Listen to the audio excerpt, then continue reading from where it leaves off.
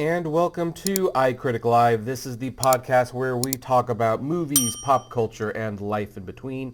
I am your host, Kevin T. Rodriguez, film critic of www.icritic.net. Thank you so much for spending a few minutes of your time with me.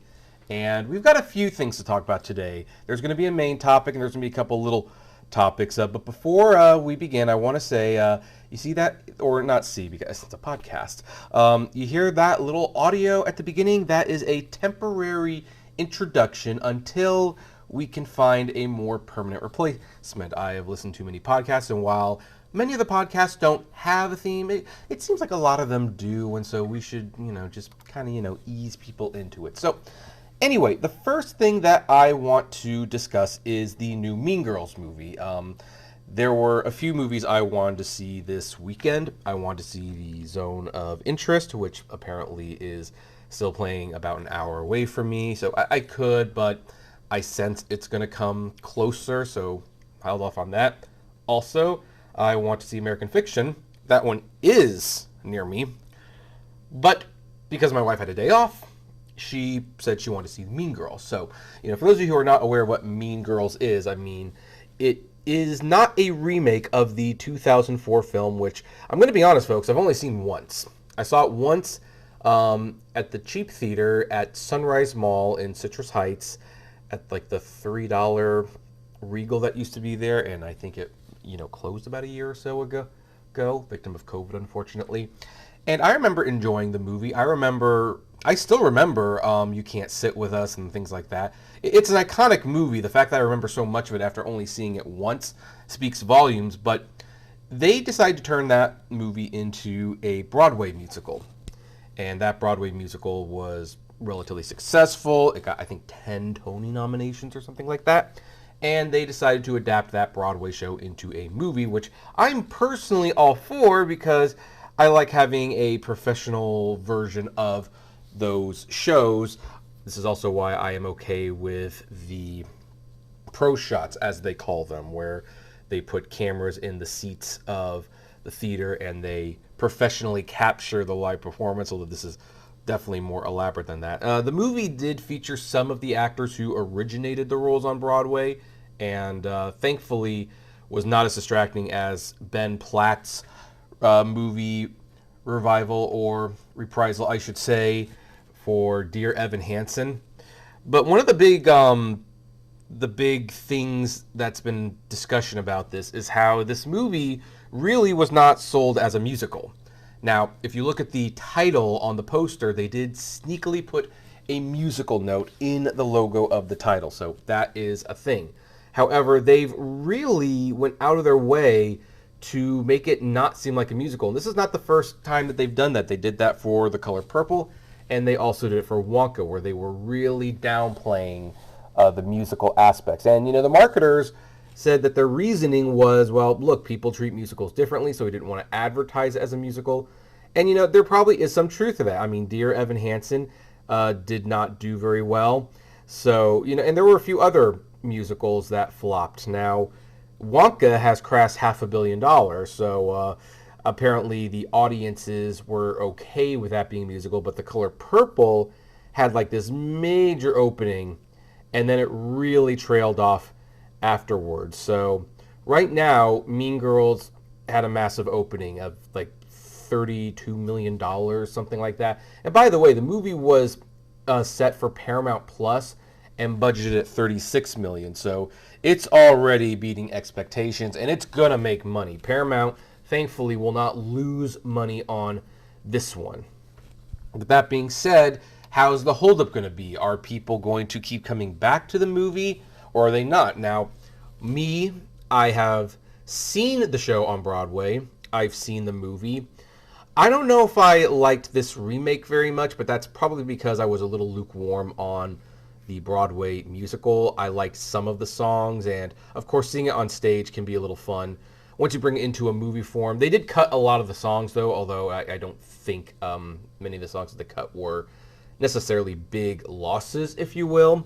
But they did cut like a dozen songs, so fans of the Broadway production are probably not going to be extremely happy about that one.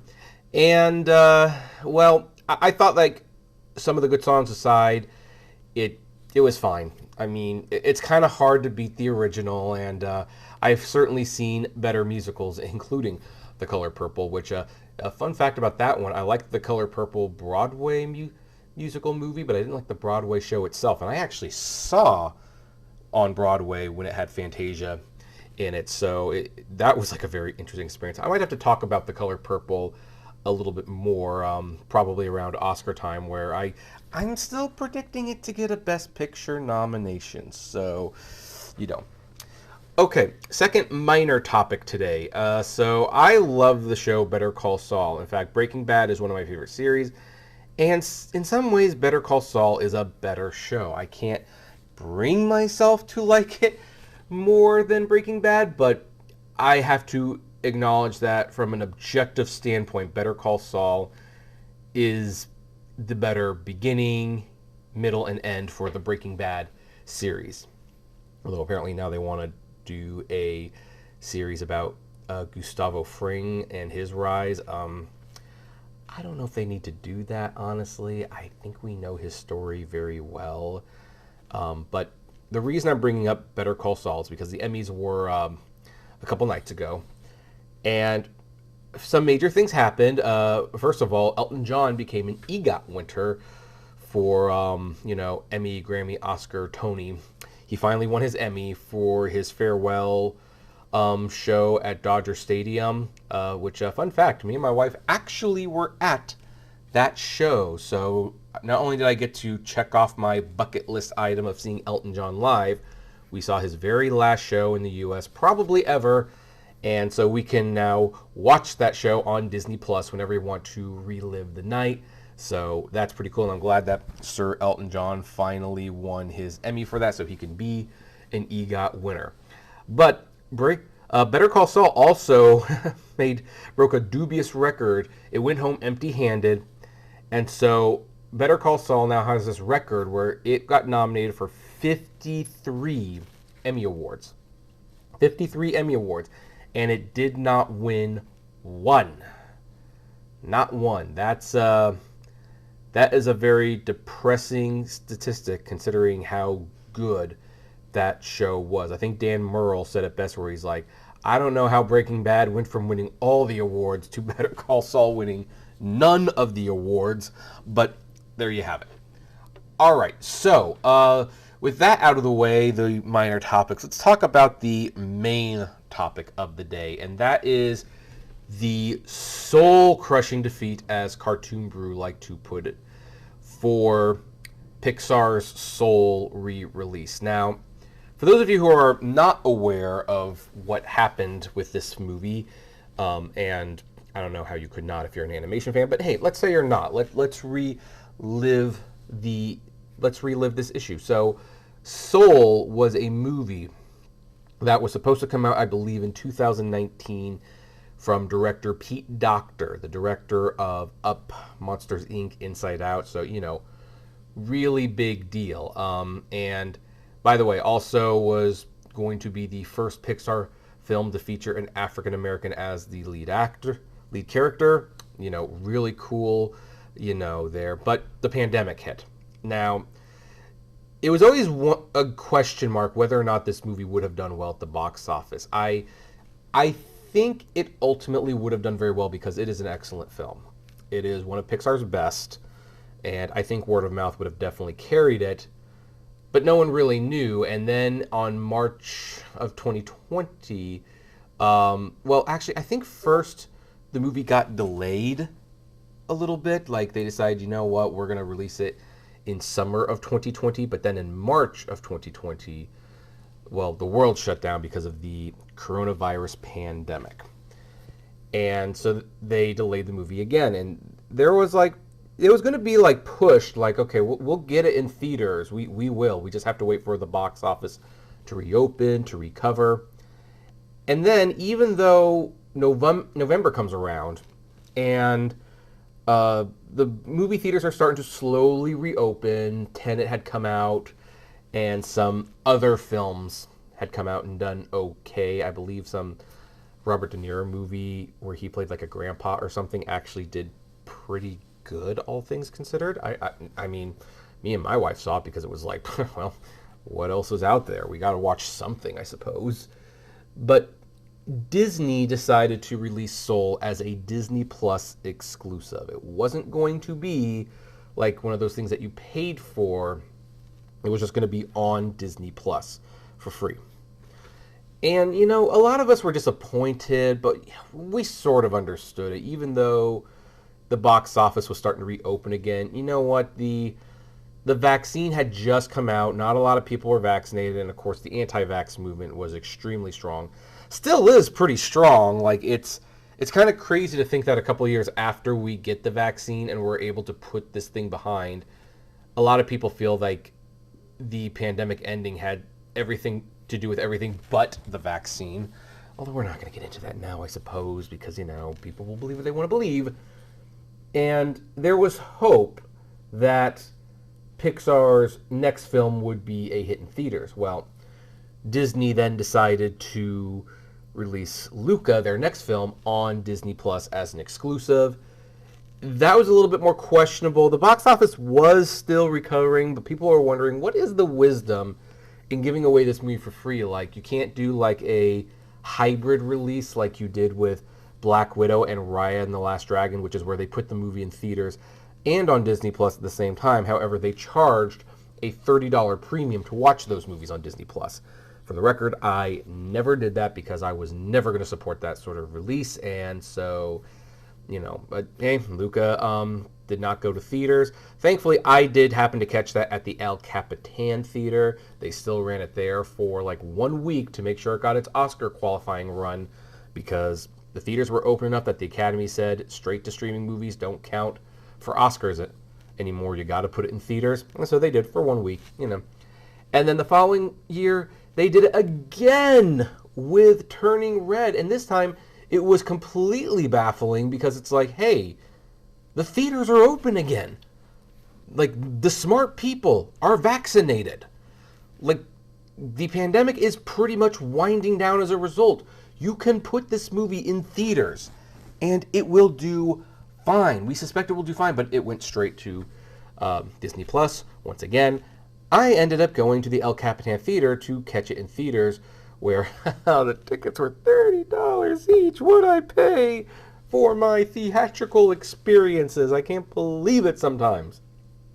But anyway, and then Pixar finally started putting movies in theaters again with Lightyear, which was a massive disappointment. And, you know, there's been a lot of debate about that, how releasing these three movies on Disney Plus really hurt Disney. Excuse me, folks. Disney at the box office, in the sense that people were trained and conditioned. Like, hey, why are we going to pay like $60, $80, $100 to see these animated movies in theaters? They're going to put them on Disney Plus in a few weeks anyway. That's why Encanto does relatively minor business in theaters, but you go put it on Disney Plus, guess what? It does extraordinarily good business. So, you know, this has been a debate. Well, because of the dueling strikes, which did not need to be as long as they needed to be, if people like Bob Iger would have just given the writers what they were asking for, they could have saved themselves hundreds of millions of dollars or whatever. Well, they have not too many theatrical releases this year. And so they decided, you know, we're going to make this big announcement. These three movies that we put on Disney Plus, we're going to put them in theaters for the first time ever. And this is especially true for Soul, because I don't even think Soul got that 1 week theatrical run at the El Capitan. I mean, maybe I'm wrong. And if I am wrong, by the way, if any of the podcast stations you're listening to have comment section, please let us know, because I just don't even remember hearing about it. I think on Christmas Day, it was just on Disney Plus, and me and my wife watched it, and we both even commented, oh, this would have been great to have seen in theaters. Well, now we get to see it in theaters. I haven't seen it in theaters yet. I do have my ticket. I'm actually going to go later today. After this podcast goes up, I'm going to see it in theaters. Maybe I'll do a follow-up. Who knows? We'll see. But if Disney was hoping to pad their pocketbooks a little bit with the theatrical re-release of this, they pretty much failed miserably. And they failed so bad, I actually am wondering if the other two re-releases are going to be canceled, and I'll tell you why. So let's look at this article from Cartoon Brew, written by Emid Amidi, and it's titled, Pixar Suffers a Soul-Crushing Defeat at the Box Office. And what they wrote is, its release in 1,350 locations grossed a meager $429,000 estimated over 3 days and $557,000 over the 4-day Martin Luther King Jr. holiday weekend. Soul landed in 19th place behind the 9th weekend of DreamWorks Animation's Trolls Band Together, which on a side note, I want to remind you, there's an older episode me and Rachel did the worst films of 2023. Both of us picked Trolls Band Together as one of the worst films of the year, so just throwing that out there. Which delivered $450,000 from 618 theaters over 3 days, or twice as much per theater, which was $720 per theater, as compared to Soul, which made about $318 in theaters. So, that's the big story. Now, his article goes on to talk about other movies, how even Hayao Miyazaki's The Boy and the Heron, a PG-13 adult animated film that, brilliant as it is really not friendly to people who are not aware of Miyazaki or Ghibli's history. Like, that made like $1.36 million over the weekend, for a 6-week total of $41.9 million. Now, on one hand, I am not terribly surprised Soul didn't do extremely well. I don't think anyone at Disney was expecting it to break the bank. After all, Soul has not earned its street cred as one of the best films from Pixar. It is critically acclaimed and people do love it, but it's also relatively new.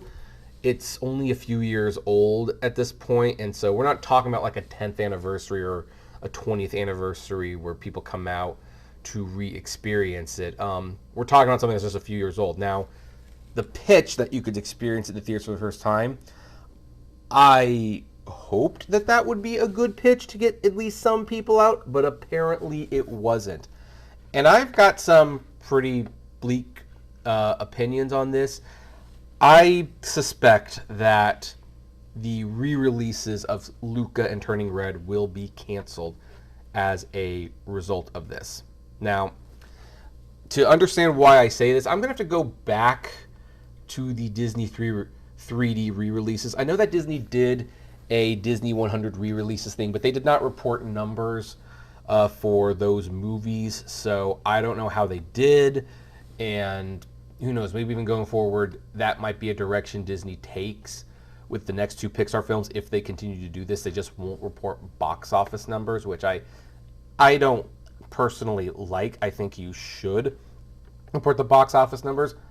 But hey, they didn't report it for the 100 and re-release anniversary, so let's go back to 2009 through 2012, when 3D re-releases were a huge thing. This is shortly after Avatar became a big thing and studios were starting to dip their toes into the 3D game. And in 2009, Toy Story and Toy Story 2 had a quote-unquote 2-week limited theatrical re-release where you could see both films for the price of one ticket in 3D. Now, it did so well that they actually expanded the time period, so I think it stayed in theaters for like at least 60 days. Not too bad. And they made an additional $30.7 million on that 3D re-release. Not a bad chunk of change. And so that got Disney into thinking, well, maybe we can release other classic movies in 3D and people will see them.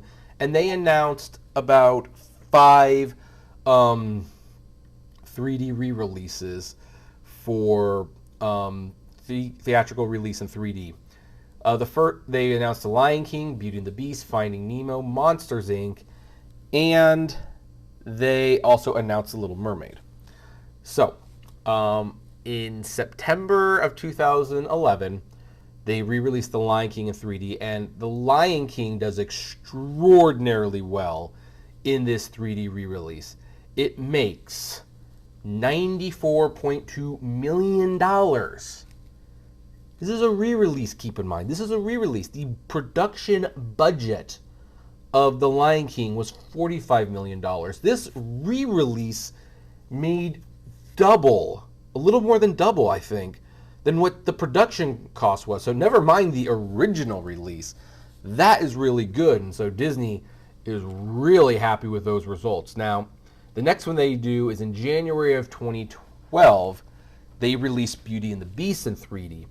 And that movie grosses $47.6 million. Now that's still pretty good, especially since this movie cost $25 million in 1991. So again, almost double the returns on a re-release alone, never mind the original release. But you will notice that the attendance did drop by basically half. Well, Finding Nemo comes out in September of 2012, and that makes $41.1 million on a 3D re-release. Still, again, it's a re-release. This is all gravy. It's not like this is a make or break thing. This is all extra money for the mouse. But it is clear that interest is trending downward. And then you get to Monsters, Inc. in December 19th, 2012. That gets a 3D re-release. It makes $34 million at the box office. And at that point, the numbers are just trending too far downward, and Disney cancels the 3D re-release of The Little Mermaid. In fact, was there one more? Let me just look it up real quick to see if there was like one other one that... no, that appears to be the only 3D re-release that got canceled. Although, thankfully, it did get released on Blu-ray 3D, which is where I watch it. I watch it in 3D at home. And, that one was probably the one that I was okay with. Unfortunately, well, maybe not unfortunately, but maybe just realistically, 2D films don't look very good in 3D because, they're meant to be flat. And I remember seeing The Lion King in 3D, and it was like, it kind of looks like a pop-up book. But to kind of get back to the original point, $34 million gross. And by the way, this was like opening weekend. This was like the whole thing. That was just pure gravy for Disney, and that was like, we're not making enough money to do the Little Mermaid 3D re-release, which it's like, come on, it's just one more movie. Just do it, but they didn't. We're talking about a re-release that made just a hair over $500,000. This thing will be lucky to make $1 million at the box office. And you know what's like really especially sad is that it's great to see it in theaters, but why are people going to pay to see if they can see it on TV for free? In hindsight, maybe a Fathom event would have worked because, a lot of old movies get re-released, but they don't release them on like, major scales. It's like, okay, look, it's coming back for 1 or 2 nights and you can see it, and then they make a lot of money, but they galvanize the fan base into those couple nights and then they make a little money. But if they do like a general theatrical re-release, it just tends to not do very well. So I personally would love to see Luca and Turning Red in theaters again. In fact, if Luca comes out, I will make sure to see it on the opening weekend because I want to contribute to hopefully a better opening weekend for these Pixar movies, because these movies got screwed by Disney. They got absolutely screwed, and Pixar is still recovering to this day. Do I think this is a bad reflection on Pixar, like some of these other fear-mongering YouTube channels are saying? No, this is a re-release. Like, this is not a brand new movie. It just isn't. And so Disney was never expecting it to make a lot of money. I don't think they were expecting to make it as little as they did, but they weren't expecting it to make a lot of money either. So I think, if nothing else, the upcoming theatrical re-releases for Luca and Turning Red are in real trouble. I really do think they are. And look, here's the thing.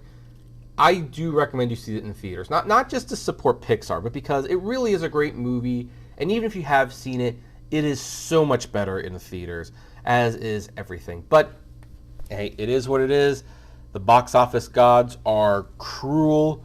Movies that make a lot of money that shouldn't end up doing so, and movies that should make a lot of money end up failing. That was the summer of Star Wars Episode 1 and The Iron Giant. Guess which one made a lot of money, and guess which one deserved to make a lot of money. Box office is not fair. It just isn't, and this is one of those cases. So anyway, that is going to bring an end to this episode of iCriticLIVE. If you want to check us out, you can do so at YouTube, and we're on Google Podcasts now. We're also on Apple and Spotify, where all major podcasts are available. If you want to read my print reviews, you can do so at www.icritic.net. And if you want to support the show on whatever platform you're listening on, you can, or you can become a member of Patreon, where I think we're going to work on a visual version of this podcast for people who want to support the show financially. But anyway, that is going to be it for today. My name is Kevin T. Rodriguez, and as always, flame responsibly. Have a good one.